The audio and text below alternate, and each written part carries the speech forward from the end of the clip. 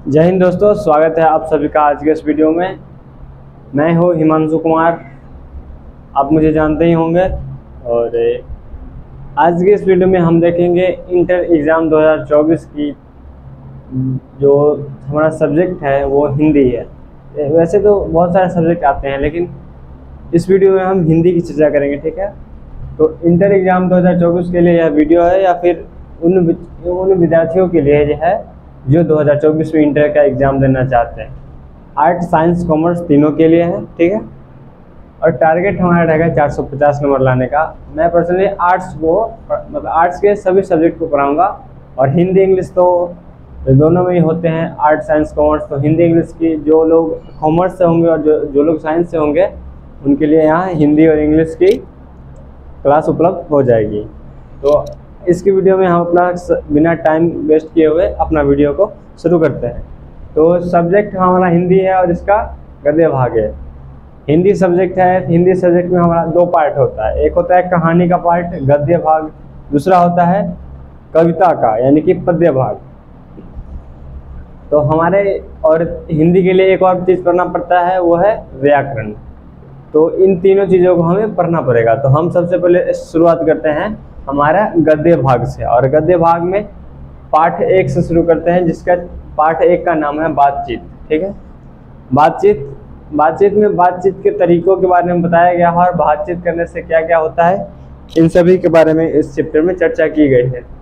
तो बातचीत पाठ का नाम बातचीत है, इसके लेखक है बालकृष्ण भट्ट। तो बातचीत पाठ के लेखक कौन है? तो इसके लेखक है बालकृष्ण भट्ट जी। और बालकृष्ण भट्ट का हम परिचय देखते हैं। इस मतलब सबसे पहले लेखक का परिचय देखा जाता है।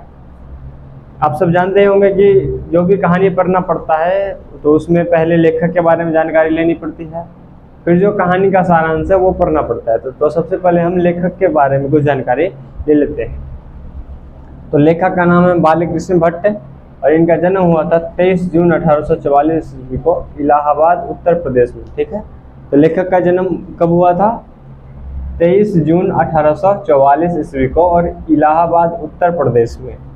इलाहाबाद का अभी नाम बदल करके प्रयागराज हो गया है, ठीक है। इलाहाबाद का नाम बदल करके अभी प्रयागराज हो गया है। तो अगर एग्जाम में प्रश्न आ जाए कि बालकृष्ण भट्ट जी का जन्म कहाँ हुआ था, और आपके सामने विकल्प दे दे आपके पास बनारस, प्रयागराज, लखनऊ, पटना, तो और एक प्रयागराज, तो आप इनमें से कौन सा लगाएंगे? तो आप वहाँ दो ऑप्शन है, या तो इलाहाबाद रहेंगे या तो प्रयागराज। तो आप प्रयागराज या फिर इलाहाबाद दोनों में इसको एक लगा लीजिएगा। इनकी माता का नाम है पार्वती देवी, और इनकी माता एक सुसंस्कृत महिला थी, यानी कि माता ही जो इनकी थी वो संस्कृत की एक अच्छी जानकार महिला थी, जिन्होंने बालकृष्ण भट्ट के मन में शिक्षा के प्रति एक लगाव को जोड़ा, और बालकृष्ण भट्ट शिक्षा के प्रति उत्तेजित हुए। इनके पिता बेनी प्रसाद भट्ट थे। इनके पिता का नाम बेनी प्रसाद भट्ट है, और पिताजी जो है वो एक व्यापारी थे। अक्सर मतलब बोर्ड एग्जाम में भी यह सवाल पूछे गए हैं कि बालकृष्ण भट्ट के पिताजी पेशे से क्या थे। तो बालकृष्ण भट्ट जी के जो पिताजी थे वो पेशे से व्यापारी थे। आप यह काफ़ी महत्वपूर्ण पॉइंट है, आप इसको याद कर सकते हैं। इनकी पत्नी का नाम था रमा देवी, ठीक है। तो ये था इनका जीवन का कुछ मतलब परिचय, इनके परिवार के बारे में और इनके बारे में। और इसके आगे का परिचय आगे देखते हैं। लेखक के बारे में परिचय की जानकारी में आगे बढ़ते हुए लेखक की साहित्य साधना के बारे में हम जानते हैं, ठीक है। लेखक के साहित्य साधना, जो लेखक अपने जीवन में लेखक बनने से पहले जो करते हैं उनके बारे में। बालकृष्ण भट्ट ने 1877 ईस्वी में हिंदी प्रदीप नामक मासिक पत्रिका का संपादन किया। यानी कि बालकृष्ण भट्ट जब वो लेखक बने उससे पहले उन्होंने 1877 ईस्वी में ही हिंदी प्रदीप नामक मासिक पत्रिका का संपादन किया। यानी कि अब जो अखबार निकलती है डेली के, शायद उस समय मतलब महीने में निकलती थी, उसी को कहा जाता है मासिक पत्रिका, ठीक है। और उस मासिक पत्रिका का क्या नाम था? तो उस मासिक पत्रिका का नाम है हिंदी प्रदीप, आप इसको याद रखेंगे। ये बोर्ड एग्जाम में पूछे गए प्रश्न है कि हिंदी प्रदीप नामक मासिक पत्रिका किसके द्वारा संपादन किया जाता था। तो इसमें आपको 4 लेखक का नाम दे देंगे, चारों लेखक में से एक का नाम आ जाएगा बालकृष्ण भट्ट, ठीक है। या फिर प्रश्न इस प्रकार भी हो सकता है कि निम्नलिखित में से किस मासिक पत्रिका का संपादन बालकृष्ण भट्ट के द्वारा किया गया था। तो आप मासिक पत्रिका का नाम याद रखेंगे हिंदी प्रदीप, तो 1 नंबर प्रश्न आपका आसानी से बन सकता है, ठीक है। तो बालकृष्ण भट्ट ने 1877 ईस्वी में हिंदी प्रदीप नामक मासिक पत्रिका का संपादन किया था और यह संपादन 33 वर्षों तक चला था। यानी कि इन्होंने जो संपादन शुरू की थी वह बिल्कुल 33 वर्षों तक करते गए थे। अगला पॉइंट है 1886 ईस्वी में लाला श्रीनिवास दास की पुस्तक संयोगिता स्वयंवर की आलोचना लेखक के समक्ष प्रकट हुई। लाला श्रीनिवास दास, सॉरी ये दास 2 बार लिख दिया है तो इसको एक बार मिटा देते हैं। लाला श्रीनिवास दास इन्हीं के लेखक परिचय में दिया गया है, लेकिन ये चीज़ स्पष्ट नहीं लिखा गया है कि लाला श्रीनिवास जी कौन थे, ठीक है। लेकिन यहाँ से एक प्रश्न बनता है कि ये जो संयोगिता स्वयंवर ये पुस्तक है, संयोगिता स्वयंवर, इस संयोगिता स्वयंवर निम्नलिखित में से किस लेखक की रचना है। आपके समक्ष चारों लेखक का नाम दे देंगे और चारों में से एक रहेगा श्रीनिवास दास, ठीक है। यह प्रश्न अक्सर पूछे जाते हैं और पूछे भी गए, तो आपको इसमें यह याद रखना है कि संयोगिता स्वयंवर किस लेखक की रचना है। तो आप लाला श्रीनिवास दास करवा लेंगे। और ये सब जो भी पॉइंट मैं बता रहा हूँ उन सभी का ऑब्जेक्टिव वीडियो में चर्चा जरूर होगा। तो आप पहले अगर ये बेसिक आप समझ गए तो आपका ऑब्जेक्टिव पूरा क्लियर हो जाएगा, ठीक है। तो 1886 में लाला श्रीनिवास दास की पुस्तक संयोगिता स्वयंवर की आलोचना लेखक के समक्ष प्रकट हुई। तो लेखक के समक्ष प्रकट क्यों हुई, कैसे हुई, ये सवाल नहीं पूछा जाएगा, आपसे पूछा जाएगा कि संयोगिता स्वयंवर किस लेखक की रचना है, ठीक है। तो संयोगिता स्वयंवर लाला श्रीनिवास दास की रचना है, ठीक है। और इसके बाद हम लेखक के कुछ जो उपन्यास होते हैं, कुछ कहानी होते हैं, उनके बारे में देखते हैं। अब बालकृष्ण भट्ट जी की कुछ रचनाओं को देखते हैं कि उन्होंने कौन सी कहानी लिखी, कौन सी उपन्यास नाटक जो होती हैं वो देखते हैं। तो बालकृष्ण भट्ट जी की रचना है उपन्यास। उपन्यास मतलब उपन्यास के उन्होंने बहुत सारे उपन्यास लिखे हैं, लेकिन उनमें से कुछ प्रमुख है जो कि मतलब बोर्ड एग्जाम में पूछे जाते हैं, उनके बारे में हम आपको बताएंगे। तो बालकृष्ण भट्ट जी की रचना है उपन्यास। उपन्यास में उनकी है हमारी घड़ी सद्भाव का अभाव, ठीक है। देखते हैं, हमारी घड़ी सद्भाव का अभाव, 100 अजान एक सुजान, गुप्त वैरी, रसातल यात्रा और रहस्य कथा, ये इनके उपन्यास है, ठीक है। तो उपन्यास इनमें से कितने हैं, 1 2 3 4 5 और 6, इनके 6 उपन्यास है जो कि सभी उपन्यासों में से महत्वपूर्ण है और इन उपन्यासों को याद कर लेना है, क्योंकि यह बोर्ड परीक्षा की जो दृष्टि से बहुत ही महत्वपूर्ण है और ये अक्सर पूछे जाते हैं। इस बार के भी बोर्ड एग्जाम में इनमें से कोई एक पूछा गया है। और ये आपको पूछे जा सकते हैं कि 100 अजान एक सुजान निम्नलिखित में से किस लेखक का उपन्यास है। नीचे आपको चारों विकल्पों में से लेखक का नाम दे देंगे और उसमें से आपको एक OMR शीट में भरना रहेगा। इनके नाटक देखते हैं। इनका नाटक है पद्मावती, मेघनाथ वध, वेनित संहार। ये तीन नाटक इनके हैं जो कि काफ़ी महत्वपूर्ण है, इसलिए मैंने आपको लिख दिया है। तो एक बार और देखते हैं, पद्मावती, मेघनाथ वध और वेनित संहार, ठीक है। इनका 3 नाटक है। आगे देखते हैं निबंध। 1000 से अधिक निबंध, यानी कि बालकृष्ण भट्ट जी ने 1000 से अधिक निबंध लिखे हैं, ठीक है। कितने लिखे हैं, तो 1000 से अधिक निबंध। और देखते हैं 100 उत्तम कोटि के, यानी कि उन्होंने जो 1000 निबंध लिखे हैं उनमें से जो 100 निबंध है वो बिल्कुल उत्तम कोटि के हैं, मतलब हाई क्वालिटी की जो जिसे कहा जा सकता है वो है। तो ये हो गई लेखक की कुछ जानकारी। अब हम पाठ में चलते हैं कि लेखक ने बातचीत के बारे में क्या क्या बताया है। यह पाठ का सारांश है कि पाठ में लेखक ने क्या क्या बताया है उसकी जानकारी देखते हैं। तो प्रस्तुत निबंध में लेखक ने, यानी कि यह जो बातचीत है ये किस विधा की रचना है, यह कोई कहानी है, उपन्यास है, निबंध है, कविता है, क्या है। ठीक है, तो यह भी एक बहुत ही महत्वपूर्ण प्रश्न है कि यह क्या है। तो प्रस्तुत निबंध में यानी कि बातचीत किस विधा की रचना है, तो बातचीत एक निबंध है। ठीक है, इस बात को आप नोट कर लीजिए कि बातचीत पाठ है वह किस विधा की रचना है, तो वह निबंध है। तो प्रस्तुत निबंध में लेखक ने परमात्मा द्वारा प्रदत्त वाक शक्ति का सही प्रयोग करने की प्रेरणा दी है। यानी कि जो परमात्मा ने, भगवान ने, ईश्वर ने जो हमें वाक शक्ति यानी कि बोलने की शक्ति दी है उसका सही प्रयोग करने की प्रेरणा दी है। किन्होंने? लेखक ने यही बात बताई है कि जो हमें वाक शक्ति मिली है उसकी सही प्रयोग हम किस प्रकार कर सकते हैं, उसकी प्रेरणा। आगे देखते हैं, यह वाक शक्ति मानव के पास ही है। यानी कि हम जो बोलते हैं यही हमारी वाक शक्ति है और यह मानव के पास ही है। यदि यह मानव के पास न होता तो सृष्टि का संचालन किस प्रकार होता।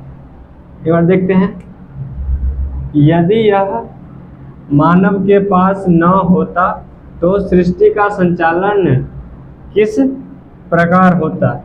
यानी कि यह जो वाक शक्ति है यदि हम मानवों के पास नहीं होती तो पता नहीं सृष्टि का संचालन किस प्रकार होता है।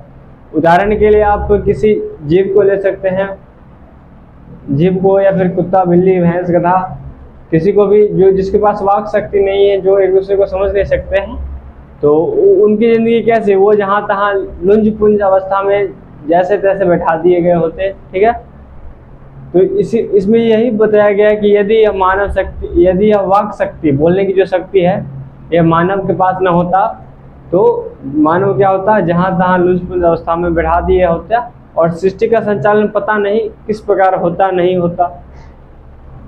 आगे देखिए, सभी लुंज पुंज अवस्था में बैठे होते, यानी कि जो भी व्यक्ति होते हैं वो जैसे तैसे लुंज पुंज अवस्था में जहाँ तहाँ बैठे होते। जैसे हम बोलते हैं, बात करते हैं, एक दूसरे से खेलते हैं, कूदते हैं। यदि अब यह वाक शक्ति यानी कि बोलने समझने की शक्ति ही नहीं होती तो हम लोग क्या खेल कूद पाते? आज जो दुनिया में इतना चीज हुआ है वो हो पाता? नहीं हो पाता। यही वाक शक्ति की शक्ति है। आगे है, लेखक ने बातचीत के कई तरीके भी बताए हैं।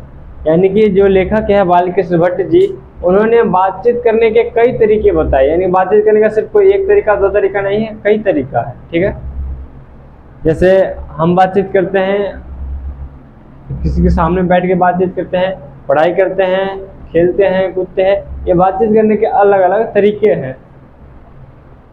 जैसे यहाँ देखते हैं कि घरेलू बातचीत मन रमाने का तरीका है। यानी कि जो हम अपने घरों में बातचीत करते हैं या फिर मोबाइल वगैरह पर किसी से बात करते हैं तो यह मन बहलाने का एक तरीका है, मन रमाने का एक ढंग है। ठीक है, लेखक के अनुसार जिस प्रकार व्यक्ति को भोजन एवं जल की आवश्यकता है, ठीक उसी प्रकार बातचीत की भी आवश्यकता है।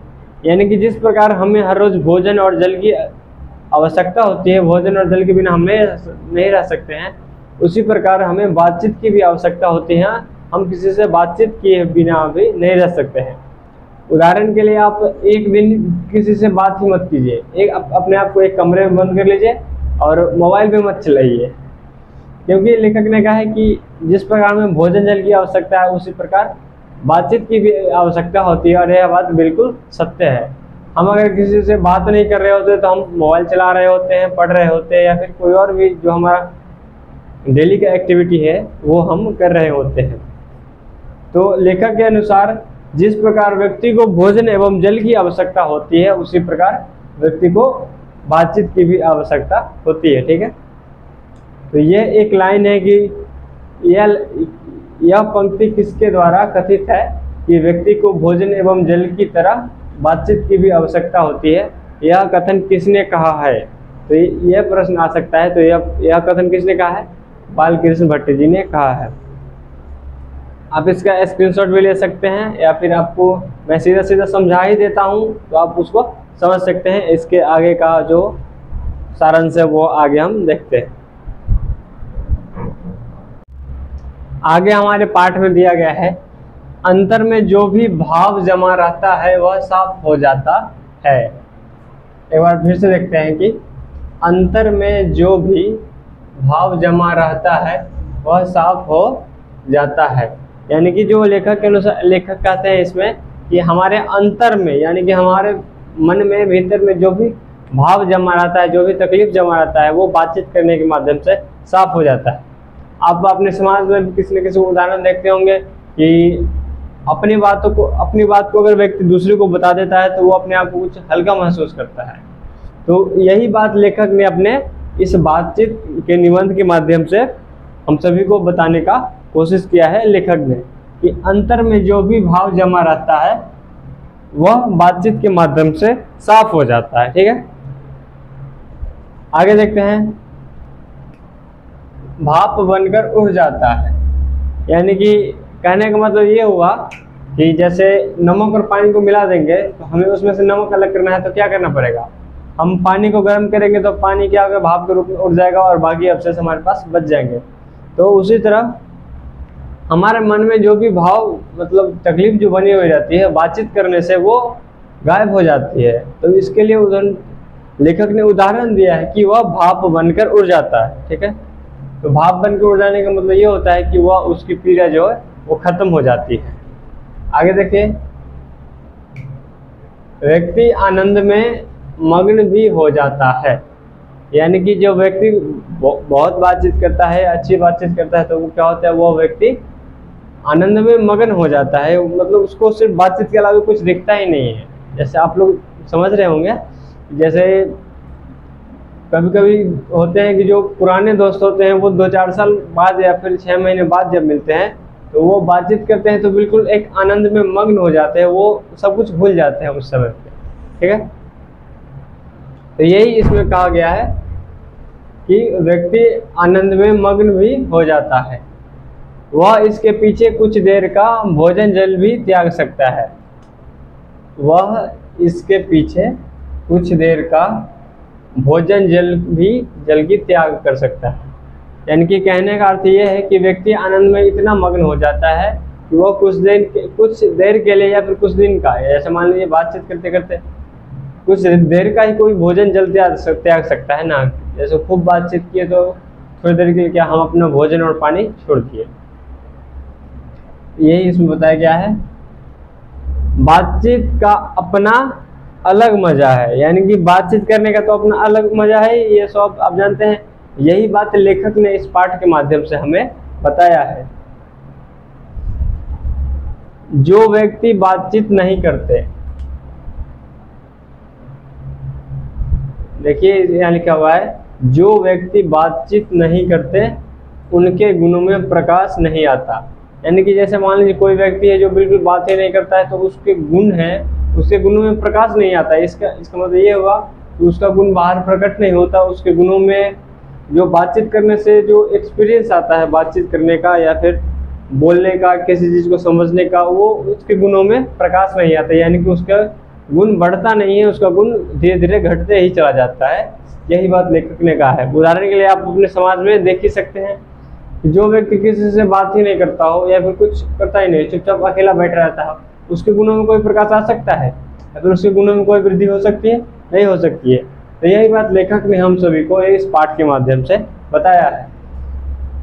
आगे लिखते हैं, बेन जॉनसन के अनुसार, यानी कि बेन जॉनसन एक व्यक्ति है जिनकी चर्चा इस पाठ में लेखक ने की है। बेन जॉनसन के अनुसार बातचीत करने से मनुष्य का साक्षात्कार यानी कि इंटरव्यू होता है। यानी कि मनुष्य जब बातचीत करता है तो उसका इंटरव्यू होता है, यानी कि उसके बारे में हमें पूरी जानकारी मिलती है। जैसे हम किसी से बातचीत ही नहीं करेंगे तो हमें किसी की कोई जानकारी मिलेगी? नहीं मिल सकती है। हम किसी से बातचीत करते हैं, जैसे मान लीजिए आप किसी नए व्यक्ति के पास गए या फिर आपके लिए जो नया हो, तो आप उसके बारे में कैसे जानेंगे? जब उससे आप बातचीत करेंगे, उसको समझेंगे। तो यही बात पाठ के माध्यम से हमें बताना चाहते हैं बालकृष्ण भट्ट जी, जो इस पाठ के लेखक हैं। तो बेन जॉनसन के अनुसार बातचीत करने से मनुष्य का साक्षात्कार होता है। तो ये जो लाइन है कि किसने कहा था कि बातचीत करने से मनुष्य के रूप का साक्षात्कार होता है, यह किसने कहा था? यह एक प्रश्न है जो कि एग्जाम में बराबर पूछे जाते हैं। तो आप इनका नाम याद कर सकते हैं, बेन जॉनसन। ठीक है, बेन जॉनसन। ठीक है, इसके आगे का पाठ और देखते हैं।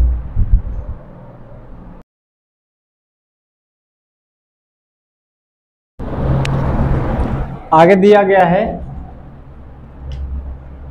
यूरोप के लोगों के पास बातचीत करने का अलग ही हुनर है, जिसे आर्ट्स ऑफ कन्वर्सेशन कहा जाता है।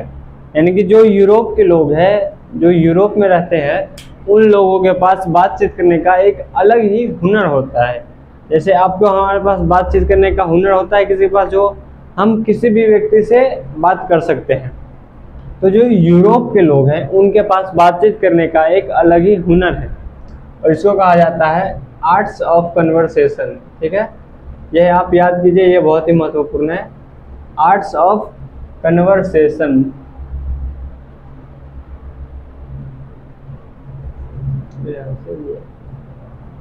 Arts of conversation.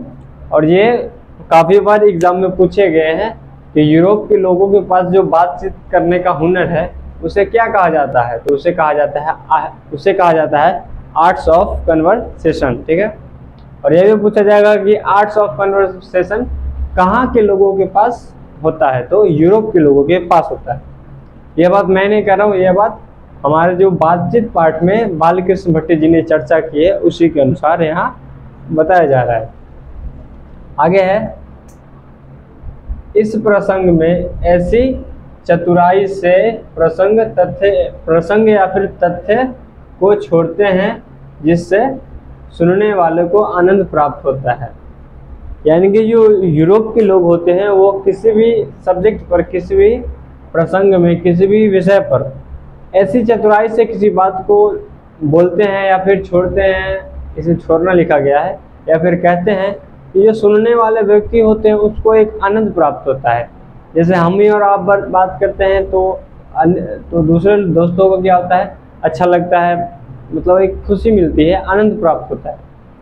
उसी तरह जो यूरोप के लोग होते हैं वो किसी भी सब्जेक्ट पर, किसी भी कॉन्सेप्ट पर, किसी भी तथ्य पर ऐसी चतुराई से चीज़ों को बताते हैं या फिर एक्सप्लेन करते हैं कि सुनने वाले को बहुत ही आनंद प्राप्त होता है। और यह एक हुनर है जो कि यूरोप के लोगों के पास ही पाया जाता है। ठीक है, अगर यह बात कही गई है तो बालकृष्ण भट्ट के अनुसार बहुत ही पहले कहा गया है, 19वीं सदी में, यानी कि 1801 से लेकर के 1899 के शताब्दी, ये ईस्वी के बीच में। लेकिन अभी तो सबके पास बात करने का हुनर आ गया है।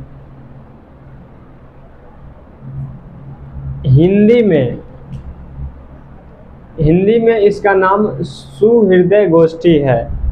यानी कि इंग्लिश में क्या कहा जाता है इसको, आर्ट्स ऑफ कन्वर्सेशन, और हिंदी में सुहृदय गोष्ठी। यानी कि सुहृदय गोष्ठी आपने सुना होगा कि गांव में होता है रामायण गोष्ठी, महाभारत गोष्ठी, जो नाटक वगैरह होते हैं उसको गोष्ठी कहा जाता है। और यहाँ है सुहृदय गोष्ठी, यानी कि जो हृदय को अच्छा आनंद प्राप्त हो, उसकी कहानी, नाटक, कविता या कुछ भी। तो इंग्लिश में कहा जाता है आर्ट्स ऑफ कन्वर्सेशन और हिंदी में सुहृदय गोष्ठी। ठीक है, आगे देखते हैं। रॉबिन्सन क्रूसो ने 16 वर्ष के बाद मानव मुख से आवाज़ सुनी या मानव मुख देखा। यानी कि जो एक इसी पार्ट में चर्चा की गई है कि चर्चा किया गया है कि रॉबिन्सन क्रूसो नामक एक व्यक्ति है जो कि 16 वर्ष तक एक जंगल में रहते हैं और 16 वर्ष बाद एक मानव मुख से आवाज़ सुनते हैं, या फिर 16 वर्ष के बाद वो मानव का एक मुख देखते हैं, चेहरा देखते हैं। ठीक है, तो इसमें प्रश्न ये आ सकता है कि रॉबिन्सन क्रूसो ने कितने वर्षों तक मानव मुख नहीं देखा या फिर मानव का आवाज़ नहीं सुना, तो 16 वर्षों तक। और किसने 16 वर्षों तक मानव मुख का आवाज़ नहीं सुना, तो रॉबिन्सन क्रूसो ने। ठीक है, यदि आप इसी वीडियो में यदि गौर से अगर देखते होंगे या फिर लिखते जाते होंगे तो आपको यह कॉन्सेप्ट अभी का अभी क्लियर होता जा रहा होगा। ठीक है, मैं कहूँगा आप लिखते चलिए, आप अपना एक फेयर कॉपी बनाते चलिए, यहीं से आपका फेयर हो जा रहा है। आपको कहीं भी रफ बनाने की जरूरत नहीं है, फिर उसको फेयर बनाने की जरूरत नहीं है। या फिर आप सीधा कॉन्सेप्ट को सीधा समझते चलिए, आपको फेयर बनाने की भी जरूरत नहीं है। तो रॉबिन्सन क्रूसो ने 16 वर्ष के बाद मानव मुख से आवाज़ सुनी या फिर मानव मुख देखा। आगे है, असली बातचीत सिर्फ 2 व्यक्ति के बीच हो सकती है, एडिसन ने कहा। यानी कि इसी पार्ट में एक और व्यक्ति है, एडिसन। क्या नाम है उसका? एडिसन। इसी पार्ट में एक और व्यक्ति की चर्चा की गई है जिसका नाम है एडिसन। एडिसन यह मानते हैं कि जो असली बातचीत होती है वो सिर्फ 2 व्यक्ति के बीच होती है। ठीक है, असली बातचीत कितने व्यक्ति के बीच होती है? तो सिर्फ 2 व्यक्ति के बीच होती है। और ऐसा किसने कहा है? तो ऐसा कहा है एडिसन ने, जो कि इस पार्ट में एडिसन नामक एक व्यक्ति है, उनकी चर्चा की गई है कि असली बातचीत सिर्फ 2 व्यक्ति के बीच हो सकती है। और बातचीत करने का जो सबसे उत्तम तरीका है, वो बातचीत करने का सबसे उत्तम तरीका यह है कि हम अपने आप में एक ऐसी शक्ति पैदा करें जो हम अपने आप से ही खुद से बात कर सके। यही इस पार्ट में लेखक ने बातचीत करने का सबसे उत्तम तरीका बताया है। ठीक है, तो उम्मीद करता हूँ कि आपको यह सारा जो मैंने अभी जितना भी कॉन्सेप्ट बताया लेखक के बारे में, पार्ट के बारे में, तो सभी कुछ समझ में आ गया होगा। ठीक है, यदि आपको इसमें से किसी भी सब्जेक्ट पर या फिर किसी भी बात पर डाउट हो तो आप वो मुझे कमेंट बॉक्स में ज़रूर बताएं। मैं उसको पूरा मतलब आगे के वीडियो में या फिर शॉर्ट वीडियो बनाकर उसका पूरा विश्लेषण दूंगा। ठीक है,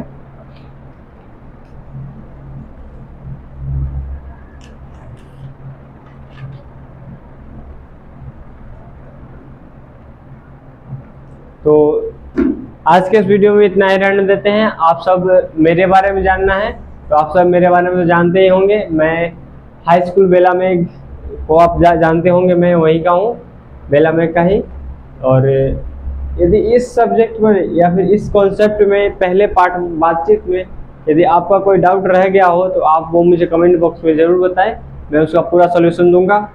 ठीक है, और ये आज तो खैर वीडियो स्टार्ट ही हुआ है, और आप क्या करें कि अपने दोस्तों को इससे जोड़ें ताकि वीडियो के अलावे हम आपको लाइव आगे बढ़ा सकें, यानी कि हम पढ़ाएं और जो आपका डाउट हो वो डाउट तुरंत आप कमेंट बॉक्स में या फिर लाइव चैट में डालें और हम उसको तुरंत देखें और आपका जो भी डाउट है वो तुरंत ही क्लियर कर दें। ठीक है, आप तो ये चाहता हूँ कि जो वीडियो में क्लास हो वो क्लास लाइव होनी चाहिए, तो लाइव में आपका ज़्यादा डाउट क्लियर हो सकता है। ठीक है, तो आपसे मिलते हैं एक नई वीडियो के साथ, तब तक के लिए जय हिंद।